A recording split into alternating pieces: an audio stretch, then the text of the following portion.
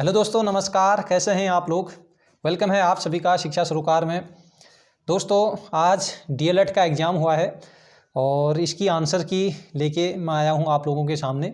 और उम्मीद करता हूं, आशा है कि आप सभी लोगों का, जिनका भी ये एग्ज़ाम था डीएलएड का, तो बहुत अच्छा एग्ज़ाम गया होगा। और पेपर देखा मैंने तो बहुत अच्छा इसका पेपर आया हुआ है। और बस इसमें एक ये चीज़ है कि समय का ध्यान रखना होता है, क्योंकि रीजनिंग और मैथ्स 100 क्वेश्चन करने होते हैं और 100 क्वेश्चन अदर भी होते हैं, है ना। तो 2.5 घंटे में ये सॉल्व करना थोड़ा सा टफ ज़रूर बनता है, अगर प्रैक्टिस में थोड़ा बहुत भी कमी हो तो फिर भी चलिए देखते हैं। आंसर की इसकी मिला लें आप लोग, ठीक है। और ये अनऑफिशियल आंसर की है ना। तो कहीं गलतियां हो सकती हैं, तो आप लोग कमेंट में बताइएगा कोई भी अगर गलती हो तो, है ना।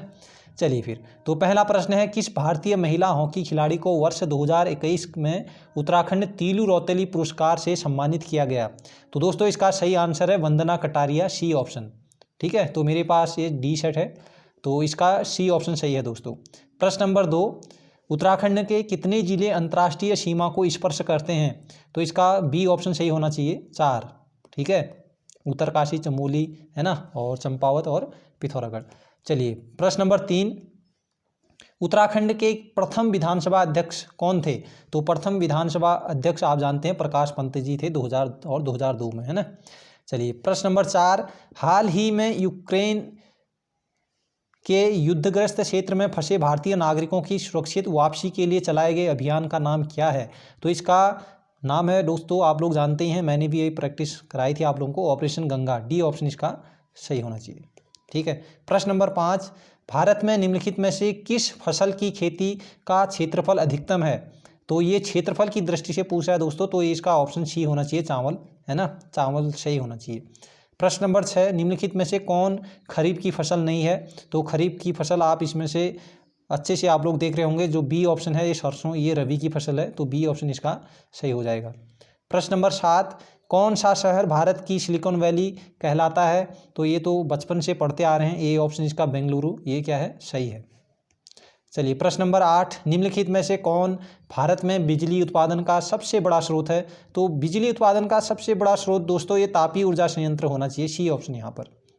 चलिए प्रश्न नंबर 9, भारत में विदेशी विनिमय संचय का रखरखाव किसके द्वारा किया जाता है। तो ए ऑप्शन इसका बिल्कुल सही होना चाहिए, भारतीय रिजर्व बैंक। प्रश्न नंबर 10, भारत रत्न सम्मान प्राप्त करने वाली प्रथम महिला कौन है। तो डी ऑप्शन इसका बिल्कुल सही है, इंदिरा गांधी, है ना। इंदिरा गांधी को भारत रत्न सम्मान मिला था सबसे पहले। तो प्रश्न नंबर 11, निम्न में से किस राज्य में फरवरी मार्च 2011 में सामान्य विधानसभा चुनाव नहीं हुए। तो आप जानते हैं उत्तराखंड में हुए थे, है ना। मणिपुर, गोवा, उत्तर प्रदेश यहाँ हुए थे। तो ये बी ऑप्शन बिल्कुल इसका मिजोरम, ठीक है, मिजोरम में नहीं हुए थे, तो बी ऑप्शन इसका सही होना चाहिए। प्रश्न नंबर 12, भारत का राष्ट्रीय वाक्य, आदर्श वाक्य क्या है। तो आदर्श वाक्य ये तो आप जानते ही हैं, सत्यमेव जयते, ए ऑप्शन इसका बिल्कुल सही है। प्रश्न नंबर 13, उत्तराखंड में आदि गुरु शंकराचार्य की समाधि कहाँ पर स्थित है।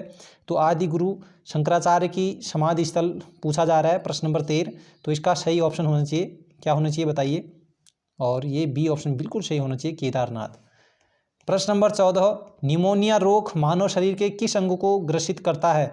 तो निमोनिया रोग ये ग्रसित करता है, ये फेफड़े, है ना, फेफड़े ही होना चाहिए आई थिंक, ठीक है। सी ऑप्शन आप लोग एक बार चेक कीजिएगा, फेफड़े ही होना चाहिए, सी ऑप्शन इसका सही है, ठीक है। प्रश्न नंबर 15, निम्न में से किस राजा के शासनकाल में अफगानिस्तान भारत का अंग था। तो दोस्तों इसको थोड़ा सा इसमें कन्फ्यूजन है, ठीक है। तो 15वीं में आप लोग आंसर कीजिएगा कमेंट बॉक्स में प्लीज़, ठीक। तो ये मुझे नहीं आ रहा है 15। प्रश्न नंबर 16, मुगल चित्रकला का स्वर्ण युग निम्न में से किस सम्राट का काल था। तो ये चित्रकला का स्वर्ण युग ये आई थिंक जहांगीरी होना चाहिए, सी ऑप्शन, ठीक है, सी ऑप्शन ही सही होना चाहिए। और 15 में अगर मैं कहूँ तो ये ऑप्शन आई थिंक, है ना, 15 चेक कीजिए आप लोग। 17 में देखिए, सिखों के अंतिम गुरु कौन थे। तो गुरु गोविंद सिंह, डी ऑप्शन यहाँ पर बिल्कुल सही है। प्रश्न नंबर 18, भारत आने वाले प्रथम यूरोपीय कौन थे। तो ये पुर्तगाली 1498 ईस्वी में आए थे, है ना।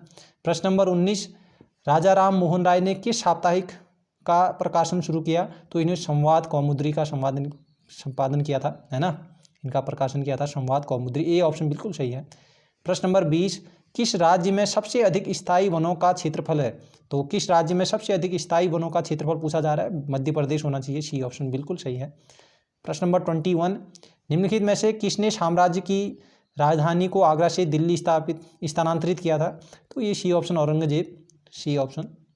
22 उत्तराखंड में सम्राट अशोक के शिलालेखों की एक प्रति कहाँ मिली थी? तो ये कालसी में मिली थी, देहरादून में। ये ऑप्शन इसका बिल्कुल सही है। प्रश्न नंबर 23 गढ़वाल रेजिमेंट के सैनिकों ने प्रदर्शनकारियों पर गोली चलाने से इनकार कर दिया था। तो ये आप लोग अगर पढ़ा होगा आप लोगों ने तो सी ऑप्शन बिल्कुल सही है, सविनय अवज्ञा आंदोलन में। प्रश्न नंबर 24 निम्नलिखित में से औसतन वैश्विक तापमान में वृद्धि का कौन सा संकेत होगा? तो इसका ए और बी दोनों ठीक होना चाहिए, डी ऑप्शन है ना। विश्व में सब और हिमनदों का विस्तार, सागरी जल के स्तर में वृद्धि। ठीक है, चलिए एक बार इसको चेक कर लीजिएगा आप लोग 24 में। पर 25 रिएक्टर स्केल का प्रयोग किसे मापने के लिए किया जाता है? तो 25 इसका बिल्कुल सी ऑप्शन। ठीक है, भूकंप की तीव्रता को मापने के लिए। 26 निम्नलिखित में से किस देश में अधिकतम संख्या में भाषाएं बोली जाती हैं? तो थोड़ा सा कन्फ्यूजन है यहाँ भी। ठीक है, तो आई थिंक भारत और यूएसए में थोड़ा कन्फ्यूज हो रहा है। ठीक है, तो आप लोग चेक कर लीजिएगा 1 मिनट। ठीक। 27 नाबार्ड संबंधित है, तो ये राष्ट्रीय कृषि एवं ग्रामीण विकास बैंक से, सी ऑप्शन है ना, national bank for agriculture and rural development. ठीक। 28 निम्न में से कौन सा युग्म सुमेलित नहीं है? तो हवा महल आप जानते हैं ये जयपुर है ना, उदयपुर नहीं, तो ये ऑप्शन ही यहाँ पर सही हो जाएगा। 29 सेक्युलरिज्म शब्द भारतीय संविधान की प्रस्तावना में डाला गया, ये आप जानते ही होंगे, 42वें संविधान संशोधन, बी ऑप्शन यहाँ पर सही है। 29 के बाद 30 भारत के संविधान का निम्नलिखित में से कौन सा अनुच्छेद समान नागरिक संहिता से संबंधित है? समान है ना, समान 44, ये ऑप्शन इसका बिल्कुल सही है। 31 केंद्र सरकार का सर्वोच्च सिविल सेवक कौन होता है? तो इसका ऑप्शन आप लोगों ने अगर अच्छे से पढ़ा होगा, जो पॉलिटिकल वाले हैं वो अच्छे से जानते होंगे, डी ऑप्शन बिल्कुल सही है, कैबिनेट सचिव। 32 संसद के 2 सत्रों के बीच अधिकतम अंतराल क्या हो सकता है? तो ये 6 महीने, ये बचपन से पढ़ते आ रहे हैं, डी ऑप्शन इसका बिल्कुल सही है। 33 संविधान के किस संशोधन में शिक्षा का अधिकार प्रदान करने वाला एक नया अनुच्छेद 21 ये सम्मिलित किया गया? तो ये 86वां संविधान संशोधन, ए ऑप्शन इसका बिल्कुल सही होना चाहिए। 34 ऑर्गेनिक भोजन मानव शरीर के लिए श्रेष्ठतर माना गया है क्योंकि यह क्या कृत्रिम उर्वरक और कीटनाशकों के उपयोग के बिना उगाया जाता है? तो बी ऑप्शन इसका बिल्कुल सही होना चाहिए।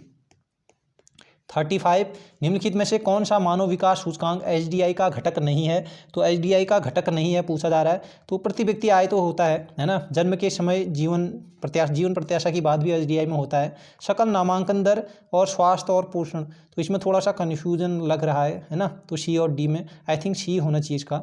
ठीक है, तो एक बार आप लोग चेक कीजिएगा प्लीज़, सी ऑप्शन होना चाहिए मेरे ख्याल से, आई थिंक सी ऑप्शन। ठीक। 36 मुद्रास्फीति का कारण है, तो मुद्रास्फीति का क्या कारण है? मुद्रा की आपूर्ति में कमी, मुद्रा की आपूर्ति में वृद्धि। ठीक है, डी ऑप्शन होना चाहिए। ठीक।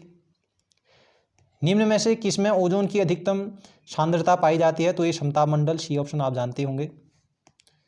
38 भारत में सर्वाधिक जैव विविधता क्षेत्र संपन्न क्षेत्र कौन सा है? तो ये तमिलनाडु का क्षेत्र है ना, पश्चिमी घाट, तो ये सी ऑप्शन यहाँ पर सही होना चाहिए। 39 भारत की सबसे लंबी अंतर्राष्ट्रीय सीमा किस देश के साथ है? तो ये बांग्लादेश, आप जानते ही हैं, सी ऑप्शन इसका बिल्कुल सही है। निम्नलिखित में से कौन अम्लीय वर्षा का प्रमुख कारण है? तो अम्लीय वर्षा का प्रमुख कारण डी ऑप्शन होना चाहिए, कार्बन मोनोऑक्साइड। 41 योग दर्शन के प्रतिपादक कौन है? योग दर्शन के पतंजलि। और 42 कौन सा देश पवनों का देश कहलाता है? ये थोड़ा सा अगर विविध में देखा होगा आप लोगों को, ध्यान आया होगा एग्जाम हॉल में, है ना, थोड़ा एग्जाम हॉल का भी प्रेशर होता है, आते हुए क्वेश्चन भी गलत होते हैं, है ना, तो कुछ गलत भी हो रहे हैं तो कोई टेंशन मत लीजिएगा, फिर भी हो जाएगा। ठीक, सभी के साथ होता है ऐसा, तो बी ऑप्शन इसका बिल्कुल सही होना चाहिए, डेनमार्क। 43 सबसे कठोर प्राकृतिक पदार्थ है? तो हीरा होना चाहिए, ए ऑप्शन। 44 मानव जब यूवी किरणों से अत्यधिक प्रभावित हो जाते हैं तब क्या हो सकता है? तो दोस्तों ये इसका तो मैं, ठीक है, तो आप लोग चेक कीजिएगा 44, अगर मैं अपनी ओर से कहूँ, है ना, तो ये आई थिंक फेफड़ों की क्षति, ये त्वचा कैंसर तो है ना, थर्ड तो है, तो थर्ड कहाँ है? थर्ड यहाँ नहीं है, यहाँ नहीं है, और फोर्थ अमाशय का ये तो नहीं होता है, तो ये सी ऑप्शन होना चाहिए आई थिंक। ठीक है, आप लोग एक बार चेक कर लीजिएगा। 45 निम्न में से कौन सा कथन सत्य नहीं है? सत्य नहीं है पूछा जा रहा है। तो चैटिंग ईमेल की तरह है, वह है, बिल्कुल है ना। और चैटिंग केवल एक ही व्यक्ति के साथ की जा सकती, केवल एक ही व्यक्ति के साथ क्यों भाई?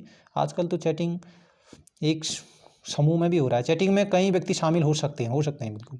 चैटिंग एक इलेक्ट्रॉनिक समूह, बिल्कुल। तो ये सत्य नहीं है पूछा जा रहा था, तो इसका बी ऑप्शन यहाँ पर सही है। 46 विश्व शिक्षक दिवस। तो विश्व शिक्षक दिवस आप जानते हैं 5 अक्टूबर, है ना। तो बी ऑप्शन यहाँ पर बिल्कुल सही है। एलिसा जांच किस रोग की पहचान करती है? तो एलिसा ये एड्स, ठीक है, एलिसा टेस्ट होता है। 48 आधिकारिक तौर पर उत्तराखंड का राजकीय खेल क्या है? तो ये आप जानते हैं फुटबॉल, ये ऑप्शन इसका सही है। वर्ष 2024 में ओलंपिक खेल कहाँ आयोजित होंगे? तो ये पेरिस में होंगे, सी ऑप्शन। और अंतिम प्रश्न, विंग्स ऑफ फायर पुस्तक के लेखक कौन है? तो विंग्स ऑफ फायर ये आप जानते हैं, A option APJ Abdul Kalam. तो दोस्तों ये वीडियो कैसी लगी आप लोगों को ज़रूर बताना कमेंट में, है ना। और भी पार्ट जो भी हैं तो उन पार्ट की आंसर की मैं आप लोगों के लिए लाऊंगा, तो आप लोग ज़रूर चैनल को सब्सक्राइब कीजिए जिन्होंने नहीं किया है, और कमेंट में बताइएगा, ठीक है। और भी आपको चाहिए कि नहीं आंसर की, तो जल्दी से मैं आंसर की आप लोगों को अवगत कराने की कोशिश करूँगा, ठीक है। चलिए मिलते हैं, टेक केयर।